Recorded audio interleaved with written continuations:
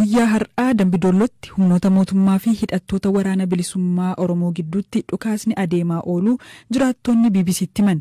Dhukaasni magaalaa Dambidolloo keessatti ganama sa'aatii 12 irraa qabee hamma sa'aatii 7:00 itti fufuu jiraattonni himaniiru. Jiraataan magaalichaa maqaan isaa akka hin dhahamne gaafate haala ture akkasiin ibse. Dhukaasni ganama bariiree naannoo sa'aatii 2 dura kan inni eegale. Amma sa'aatiin sadii ta'aa jira. Amma yeroo kanatti amma kanatti jira kun dhukaasi. Waraana bilisummaa Oromootii fi Oromoo mootummaa gidduutti kan dhukaasi gaggeeffamaa jiru guutummaa magaalaadha garuu. Naannawaa magaalaa guutummaa dhibba. Magaalaa keessa seenanis ispaaltiirra deemaa jiru. Boota garaa garaa argeerammoo kan nuyi agarres jira. Yeroo isaan ispaaltiirra darbanis agarree jira. Warri waraana bilisummaa Oromoo. Mana hin jira manni keenya dabbaradha. Magaalaa keessa wanta jiru arguu dandeessu salphaatti. Magaalaa keessa wanta deemaa jiru ilaaluun danda'ama salphaatti. Raayyaan ittisa biyyaas jira. Komaandoon federaalaas jira. Humni addaa Oromiyaas jira. Poolisiin adeemas jira. Manni hidhaa qarshee illee cabeera. Hidhamtoonni gadhiifaman waan jiru magaalaa adda baafachuu hin dadhabiyyuu. Hidhamtoonni gadhiifamuu isaanii dhaga'an jira garuu dalagaa guutummaa hin qabu yookiin agarra isa wajjin ta'e. Magaalli waan tokko hin jiru kana namni hundumtuu mana cuccufatee jira. Karaarras waan tokko hin jiru warruma waraanaa dubbatu bakka fiigaa jiru isaanii argaa jirra. Iyyaa yeroo isaan fiiganis dhaga'aa jirra sagalee. Akkasumas malee magaalaan baay'ee waan tokko hin jiru akka baay'ee sodaa guddaa jira. Sodaa guddaa marfameera magaalaan. Isayyuu immoo iddoo garaa garaa naannawaa magaalaatti kan biluulee yeroo tokko gaafachuu dhuka isaan akka jiru fi akka baay'ee sodaatanii ramadaatti maaru. Jira sirriitti. Nageessa. Magaalaa marsaniiru bakka magaalaa poolisaa keessa guddaatti deemaa jiru gara qajeelcha poolisii guddaatti. Jiraataan magaalattii biraa maqaan isaanii akka hin eeramne gaafatan meeshaa sagalee waraanaa gurguddaatu dhagahamaa ture miidhaa qaqqabees gadi baanee hubachuu hin dandeenye jedhaniiru.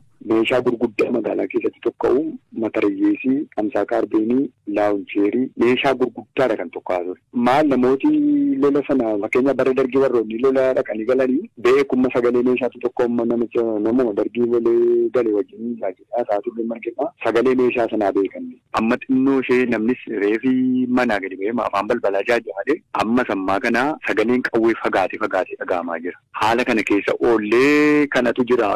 Amma yoona wanti namni miidhame informationii isaa maqaa isaa hin beeku malee namicha jaarsa akaakayyoo qabu tokkotu ganda duwwaa 3 keessaa utuu manaa ba'ee mana ijoollee isaa rakkootti ganama yoo lolichi jalqabe baraarii wayii rukuteedha kan man dhaga'e malee namoota du'ee fi namoota madaa waan adda baasii qabu. Haleellaa kanarratti waraanni bilisummaa Oromoo qooda fudhachuu ibsus ammatti gama mootummaan wanti jedhamee hin jiru.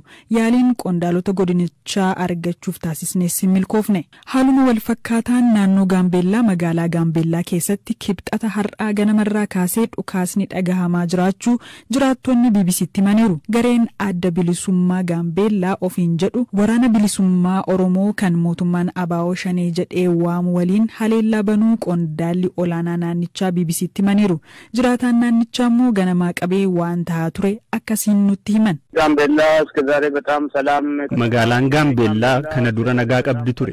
Har'a ganama sa'aatii 12 irraa eegalee garuu dhukaasni tasaa fi walirraa hin cinne ka sa'aatii 4 deemetu ture. Yeroo ammaa magaalaa keessa sochiin hin jiru.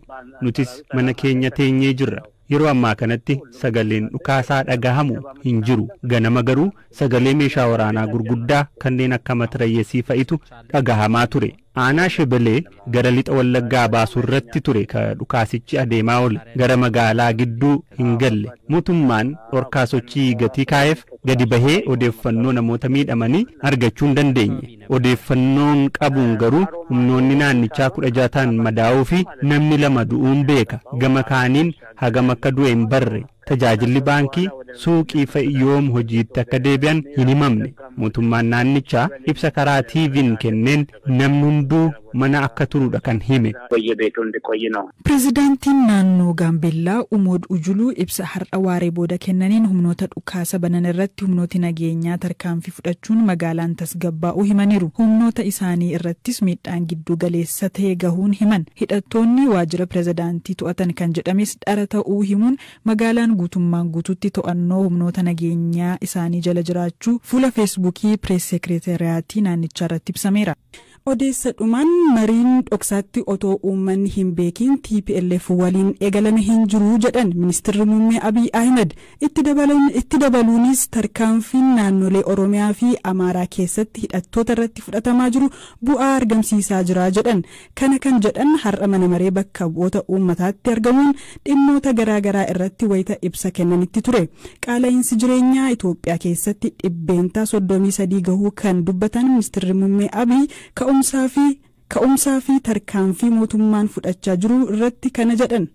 ምክንያቱ ብዙ ነው የምርት sababni isaa hedduudha hanqinni oomishaa fi fedhiin dabaluun sababa tokko sirni daldalaa madaala dhabuun sababa lammataati loojistiksii osoo oomishni jiru dhiyeessuu dadhabuun sababa biraati walitti bu'iinsii fi buqqa'iinsi sababa biraati itti fayyadamni maallaqaa sababa biraati kanaan ala garuu qaala'insa sadarkaa addunyaatti jiru yeroo fudhattanii osoo laaltanii gaariidha wanti guddaan qaala'insi jiraachuu beekanii waa'ee isaa haasawuuf xiinxaluu osoo hin taane maal gochaa jirraa kan jedhudha koronaan dhufee lafti agabuu buluu hin qabu jennee osoo oomisha kamaditti cimuu baannee maal taana ture kan jedhu yaadu qabna lammata deeggarsa gatii mootummaan kennu Itoophiyaa keessatti mootummaan boba'aa dabalatee wantoota hedduuf deeggarsa gatii godha firankoo vaalutaa heeyyamnee qamadii zayitii sukkaaraaf kaan gibira malee akka galu gochuu keenyaan ji'a ja'a qofa keessatti birrii biliyoona 30 dhabnee jirra kun kan silaa sassaabnu gatii akka tasgabbeessuuf jennee dhiifnedha.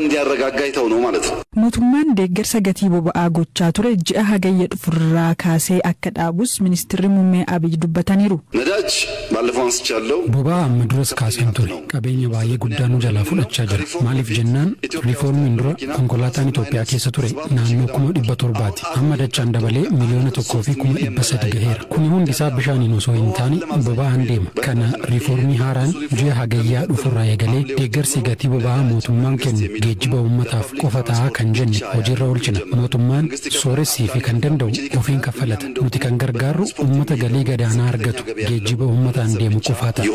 Waraana kaaba Itoophiyaa karaa nagaa furuuf mootummaan TPLF waliin mariin dhoksaatti godhaa jiru hin jiru jedhan. Haa ta'u malee mootummaan mari'achuuf fedhii akka qabuu fi kanaafis koreen ijaaramee hojjetaa jiraachuu dubbatan.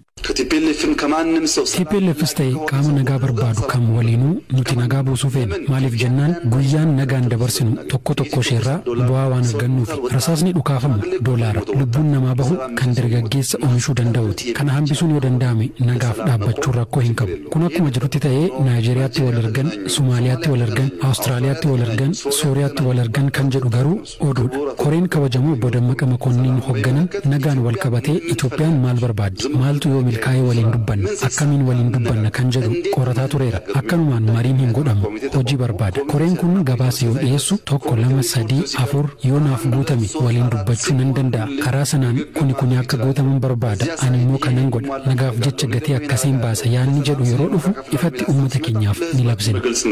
Naannolee Oromiyaa fi Amaaraa keessatti dabalatee tarkaanfiin hidhattoota irratti fudhatamaa jiru bu'aa argamsiisaa akka jiru simaniiru.